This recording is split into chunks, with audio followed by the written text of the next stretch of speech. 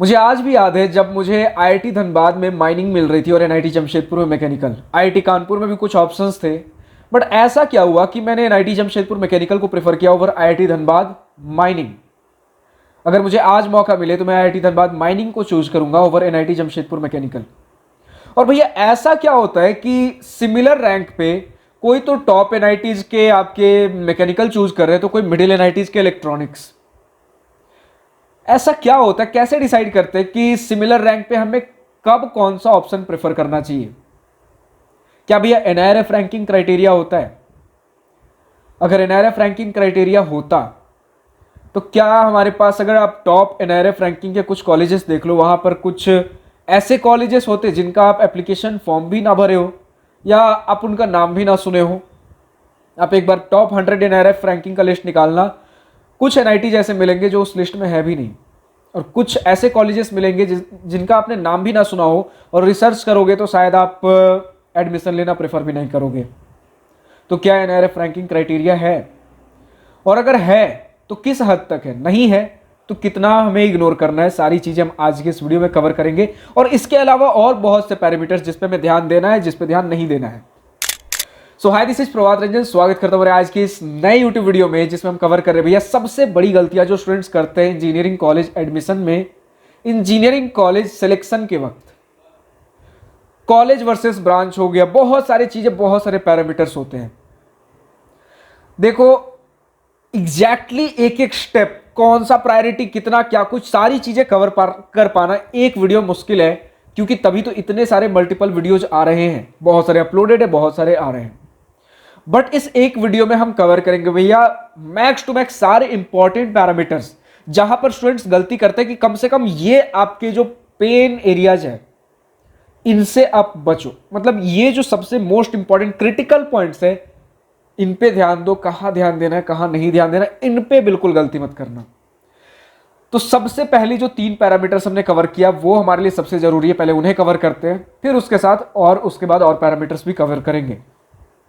सबसे पहला भैया कि ऐसा क्या हुआ कि मैंने एनआईटी जमशेदपुर मैकेनिकल को चूज किया ओवर आईआईटी धनबाद माइनिंग, लेकिन अगर आज मुझे मौका मिले तो मैं आईआईटी धनबाद माइनिंग में जाना ज़्यादा प्रेफर करूंगा। तो इसका एक इकलौता रीजन है भैया, गलत गाइडेंस। होता यह है कि इस फेज में हम JEE Main, JEE Advance, boards, इन्हीं सब चीज़ों में परेशान रहते हैं।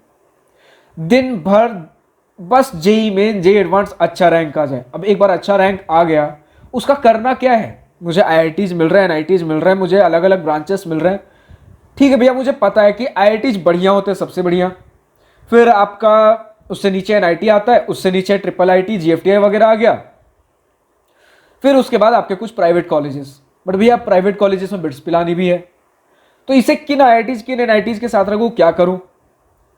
भैया क्या सारे आईआईटीज बेटर होते हैं सारे एनआईटीज से? क्या सारे एनआईटीज बेटर है सारे ट्रिपल आईटीज से? ऐसा तो नहीं है, क्योंकि कुछ अगर आप देखोगे top NITs like NIT Trichy, अगर उनका आप जे एडवांस, एनआईटी त्रिची के जो सीएससी में जा रहे हैं, अगर उनका जे एडवांस रैंक देखोगे तो वो भी बहुत बढ़िया होता है। बट ऐसा क्या रीजन रहा कि उन्होंने कुछ टॉप के आईआईटीज को छोड़कर एनआईटी त्रिची का सीएससी प्रेफर किया? आप देखो एक ऑप्शन हमारे पास ट्रिपल आईटी हैदराबाद भी है, जो जोसा सीसैप के काउंसलिंग में नहीं आता, बट जेई मेन से एडमिशन मिलता है, और भी अलग अलग मेथड है। बट ऐसा क्या हुआ कि उन्होंने ट्रिपल आईटी हैदराबाद का सीएससी प्रेफर किया ओवर एनआईटी त्रिची का कंप्यूटर साइंस इंजीनियरिंग। हम कब टॉप एनआईटीज का मैकेनिकल चूज करते हैं और कब मिडिल एनआईटीज के इलेक्ट्रॉनिक्स चूज करते हैं, या सीएससी कुछ और पीछे के एनआईटीज में चूज करते हैं? अगर हमारा कुछ सिमिलर रैंक बन रहा हो, किन ऑप्शंस को कब चूज करते हैं? तो ये पूरा मैटर करता है आपका कि आपका बैकग्राउंड क्या है, आपका इंटरेस्ट क्या है, आप किस प्रकार के हो, आपके फ्यूचर एस्पिरेशंस, गोल्स क्या हैं।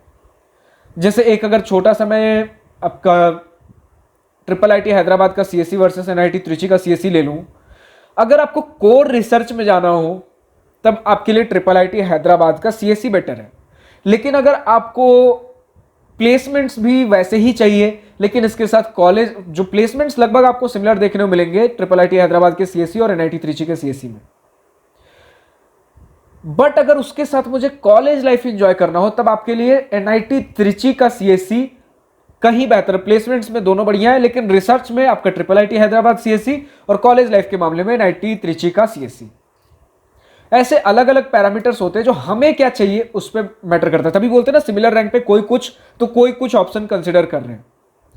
अब जो जिन्होंने एनआईटी त्रिची का मैकेनिकल कंसिडर किया उनके लिए हो सकता है मैकेनिकल में इंटरेस्ट रहा हो, प्लेसमेंट्स वहां भी बढ़िया हैं, बट भैया किसी भी मिडिल एनआईटी के इलेक्ट्रॉनिक्स में उससे भी बढ़िया और प्लेसमेंट्स रहे होंगे, बट वो कॉलेज लाइफ नहीं मिलेगी जो एनआईटी त्रिची में शायद मिले, वो इंफ्रास्ट्रक्चर नहीं मिलेगा, वो हमें नेटवर्क नहीं मिलेगा, ग्रुप ऑफ पीपल नहीं मिलेगा। तो सिर्फ अगर प्लेसमेंट चाहिए तो मिडिल एनआईटी के इलेक्ट्रॉनिक्स सीएससी वगैरह प्रेफर कर सकते हो, लेकिन इसके साथ अगर आपको बहुत बढ़िया नेटवर्क चाहिए, एक डिसेंट ठीक ठाक प्लेसमेंट आपको एनआईटी त्रिची के मैकेनिकल में भी मिल जाएगा, बहुत बढ़िया ऑप्शन ये भी है, बट डिपेंड करता है आपको क्या चाहिए किस कॉलेज से।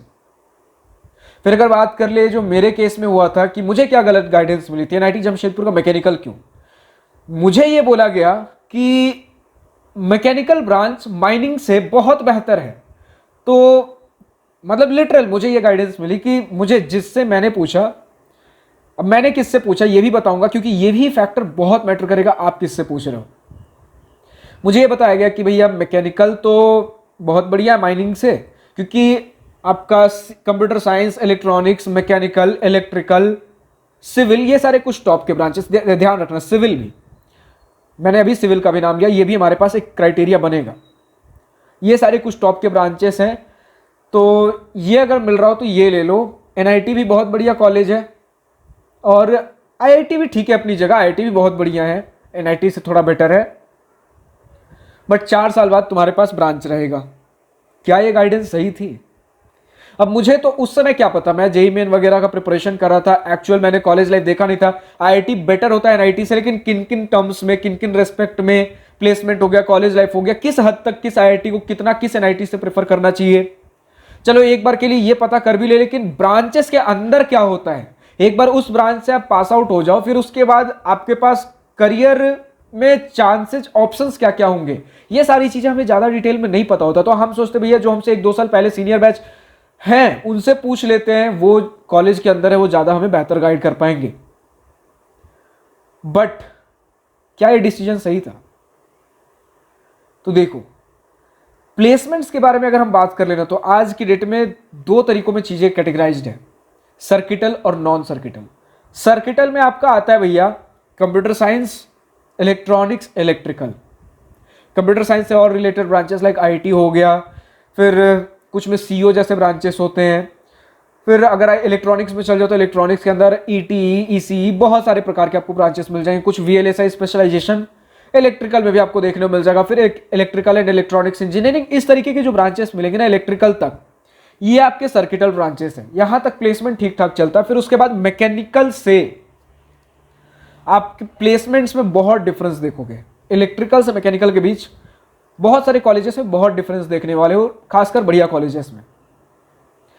रीजन बिंग कि हम सोचते भैया मैकेनिकल सिविल भी मिल गया, फिर भी क्या हम सॉफ्टवेयर की प्रिपरेशन कर सकते हैं? कर सकते हो, बट आपको वो अपॉर्चुनिटी शायद मैकेनिकल से देखने को ना मिले, इलेक्ट्रिकल तक आपको अपॉर्चुनिटी मिलेगा। खास इलेक्ट्रिकल भी कुछ कॉलेजेस में नहीं है, लेकिन इलेक्ट्रिकल एंड इलेक्ट्रॉनिक्स इंजीनियरिंग तक मिलता है। बट फिर मैकेनिकल से अगर देखो उतना अपॉर्चुनिटी आपको देखने को नहीं मिलेगा सॉफ्टवेयर वाले फील्ड में अगर जाना हो। हाँ, मैकेनिकल में ही जाना हो तो कॉलेज अगर बढ़िया है तो वहां भी आपको मिलेगा। आपको पहले से पता होना चाहिए कि क्या मुझे मैकेनिकल लेकर भी सॉफ्टवेयर का ही प्रिपरेशन करना है। अगर आपको दूसरा ब्रांच लेकर भी सॉफ्टवेयर का ही प्रिपरेशन करना है, फिर इलेक्ट्रिकल के नीचे मत आइए। इलेक्ट्रिकल भी हो सके तो इलेक्ट्रिकल एंड इलेक्ट्रॉनिक्स जहां तक हो फिर वहीं तक लिमिट हो जाइए। सिर्फ प्योर इलेक्ट्रिकल कुछ कॉलेजेस में उतना अपॉर्चुनिटी नहीं देगा आपको। फिर जैसे जैसे अगर नीचे जाओ तो मैकेनिकल, सिविल, सभी में आपका सिमिलर टाइप ऑफ सॉफ्टवेयर का स्कोप देखने को मिलेगा। कुछ गिनी चुनी कंपनीज होंगी जो बोलेंगी सिर्फ मैकेनिकल तक ओपन कर रहे हैं, बाकी और ब्रांचेस के लिए नहीं है, लेकिन इसी प्रकार का सिनेरियो रहता है। फिर अगर आप चले जाओ भैया, तो जब मुझे मैकेनिकल मिल रहा है, माइनिंग मिल रहा है, सॉफ्टवेयर का स्कोप तो सिमिलर है, दोनों ही कोर ब्रांचेस हैं। अगर थोड़ा डीप डाइव करो तो आपको पता चलेगा कि माइनिंग, हाँ ठीक है, मैकेनिकल से नीचे आता है, बट देखो माइनिंग किस कॉलेज में मिल रहा था, आईआईटी आईएसएम धनबाद, जो माइनिंग के लिए ही पॉपुलर है। कहो तो इंडिया में one of the best college है माइनिंग के लिए। तो अगर देखोगे कुछ कॉलेजेस, वो कॉलेज किन ब्रांचेस के लिए पॉपुलर है, अगर आईएसएम में माइनिंग मिल रही हो आराम से जा सकते हो। यहाँ कुछ सोचने वाली बात नहीं थी। बट वही बात है, हमें पता नहीं होता कि कौन से ब्रांचेस में कब क्या कैसे है, और जिनके पास गाइडेंस लेने जा रहे भैया उन्हें भी फुल एक्सपोजर कहाँ है। अभी फर्स्ट ईयर सेकेंड ईयर में खुद ही कॉलेज लाइफ एक्सप्लोर करें, लेकिन हमें लगता है भैया कॉलेज में चले गए तो उन्हें पता होगा।